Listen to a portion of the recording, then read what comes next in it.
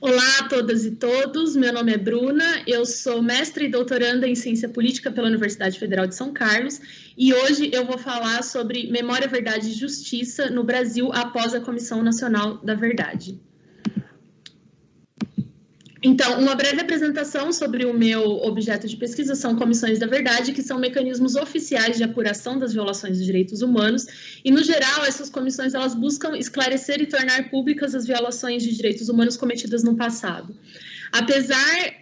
Além disso, elas apresentam propostas e recomendações para evitar que essas violações voltem a ocorrer, e proporcionam às vítimas um espaço público para que elas possam contestar as narrativas construídas até então. No Brasil, a Comissão Nacional da Verdade trabalhou entre os anos de 2012 e 2014 e apurou as violações cometidas entre 1946 e 1988. Como principais marcos teóricos do meu trabalho, eu apresento, então, o conceito de terceira onda de democratização do Huntington.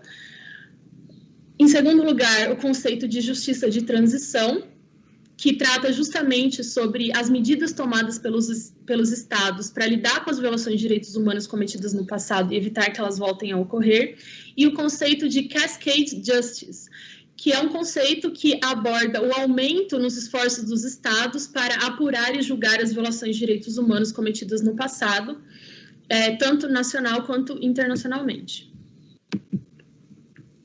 Então, o objetivo desse trabalho foi analisar como o poder legislativo no Brasil tem enfrentado as políticas públicas e as questões de memória, verdade e justiça no período recente. Para analisar isso, então, eu faço uma mensuração do impacto das recomendações da Comissão Nacional da Verdade no Brasil na produção legislativa do Congresso, em proposições que têm o seu conteúdo relacionado à memória, verdade e justiça. Então, a metodologia utilizada, ela parte de um recorte temporal entre 2011 e 2019.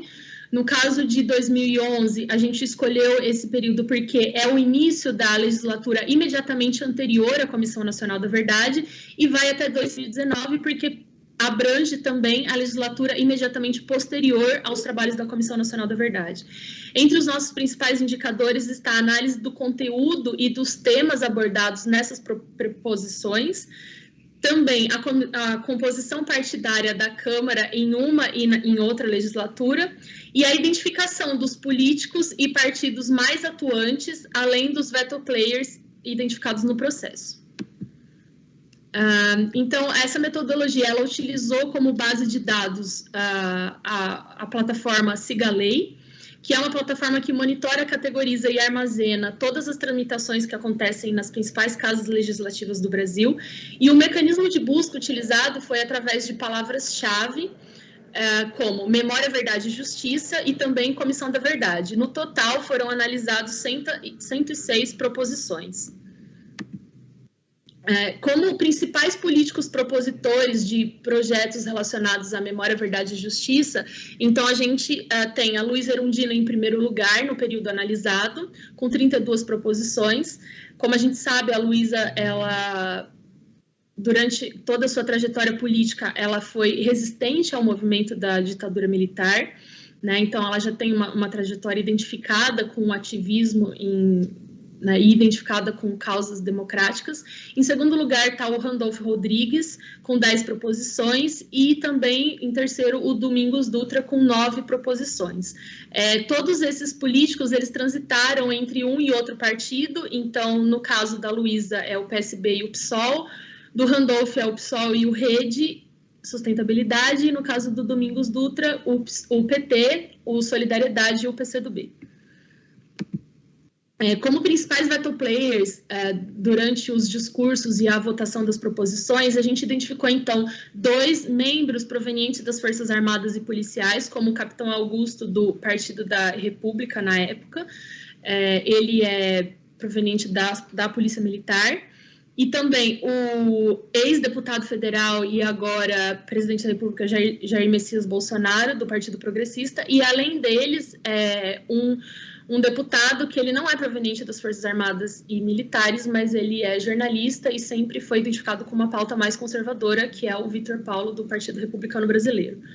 Então, com relação às proposições por partido, a gente conseguiu observar, através da plataforma do Siga Lei, que o PSOL é o partido que teve mais proposições relacionadas à memória, verdade e justiça, seguido pelo PT e pelo PSB, e depois pelo PCdoB.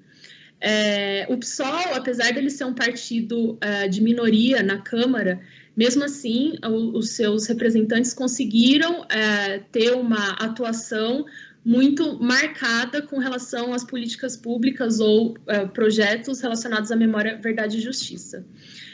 E aí agora, na sequência, eu trago 2 gráficos relacionados, então, à primeira legislatura que a gente analisa, que é 2011-2015, e a segunda legislatura, que é 2015-2019. Quando a gente coloca em paralelo as 2 legislaturas, a gente consegue observar que o PT, ele teve uma perda significativa de cadeiras, juntamente com o PCdoB. O PSOL, apesar dele ter crescido, ele cresceu muito pouco, apenas 2 cadeiras. Então, o fato desses deputados, eles não terem desses partidos mais atuantes, né, e não os deputados, mas os partidos mais atuantes em memória, verdade e justiça, eles não terem conseguido manter o número de cadeiras no Congresso, pode ter impactado para que o Congresso votasse, depois da Comissão Nacional da Verdade, as recomendações da Comissão Nacional da Verdade, ou não, né? Votasse ou não. Então, a gente também analisou o conteúdo das proposições durante os trabalhos da Comissão Nacional da Verdade e, no geral, essas proposições elas se relacionavam a homenagens aos mortos e ex-presos políticos, audiências para acolher os testemunhos, realização de diligências, solicitação de esclarecimentos a membros das Forças Armadas e ministros de governo, e aí tanto ministros de governo durante as legislaturas que a gente analisa, quanto ministros que assumiram anteriormente, e também a renomeação de pontes, ruas, instituições e datas de conscientização. No que se refere às proposições ocorridas depois da Comissão Nacional da Verdade, então, a gente observa, primeiro de tudo, que houve, então, uma queda no número de proposições, logo após a publicação do relatório final. Então, em 2014, a gente encerra o ano com 14 proposições, e 2015 é um ano que tem apenas 2 proposições sobre memória, verdade e justiça. E aí, então, seguido de 2016, também com 2 proposições, 2017 com 2 e 2018 com apenas 1. Então, em 2015, eles substituíram o número da Comissão da Verdade, né, da Subcomissão Permanente de Memória, Verdade e Justiça. Em 2016, então, houve homenagens aos mortos, perseguidos e desaparecidos políticos. Em 2017, seminários e audiências para discutir cultura, memória e também políticas públicas de memória no Brasil. Em 2018, a proposição ela buscava vedar a atribuição a bens públicos federais de pessoas responsáveis por violações de direitos humanos durante o período da ditadura militar. Então, agora eu apresento um gráfico que ele mostra justamente o volume de proposições no Congresso durante o período analisado. Como a gente pode ver, o ano de 2012, que é o ano em que a Comissão Nacional da Verdade foi instituída, é o ano que mais tem proposições. Então, e essas proposições, no geral, elas estão concentradas na primeira legislatura analisada, ou seja, antes e durante os trabalhos da Comissão Nacional da Verdade, e logo em seguida, após a publicação do relatório da Comissão Nacional da Verdade, que aconteceu em dezembro de 2014, a gente observa, então, uma redução drástica no número de proposições de projetos relacionados à memória, verdade e justiça. O interessante da gente observar aqui é justamente que a Comissão Nacional da Verdade, como eu disse no início, ela tem como um dos principais objetivos elaborar recomendações para que os estados garantam a não violação de direitos humanos e também garantam que aqueles violadores de direitos humanos do passado serão responsabilizados. Então, o que aconteceu no Brasil, o movimento que a gente consegue observar através desse gráfico, é que no Congresso, os políticos, eles se empenharam muito mais em projetos de memória, verdade e justiça, enquanto a Comissão da Verdade estava realizando o seu trabalho. Então, eles focaram em auxiliar os trabalhos da Comissão Nacional da Verdade e não tanto em implementar as recomendações oficiais da Comissão Nacional da Verdade. Então, a gente observa que houve essa quebra no movimento, e isso também se dá, como eu disse anteriormente, a perda do número de cadeiras de partidos que eram importantes nessa atuação, e também a atuação de veto players.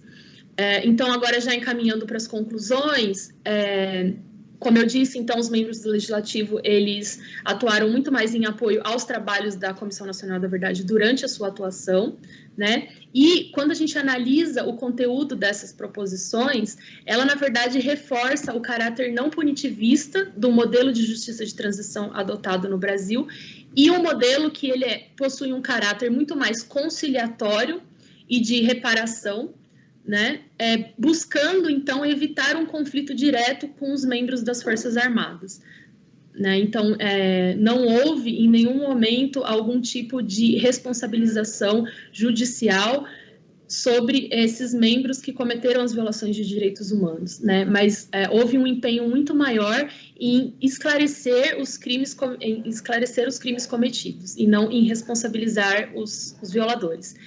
Então, só para concluir agora, a gente observa que, apesar da identificação e da existência desse movimento de Cascade Justice ter influenciado a criação da Comissão Nacional da Verdade no Brasil, porque houve uma condenação da Corte Interamericana de Direitos Humanos antes da instituição da Comissão Nacional da Verdade do Brasil, apesar desse movimento, então, ter influenciado que no Brasil houvesse em certa medida, uma apuração das violações de direitos humanos, esse movimento ele não foi capaz de colocar na agenda do poder legislativo brasileiro, pelo menos não nessas duas legislaturas que a gente analisa, a pauta de memória, verdade e justiça com recomendações da CNV.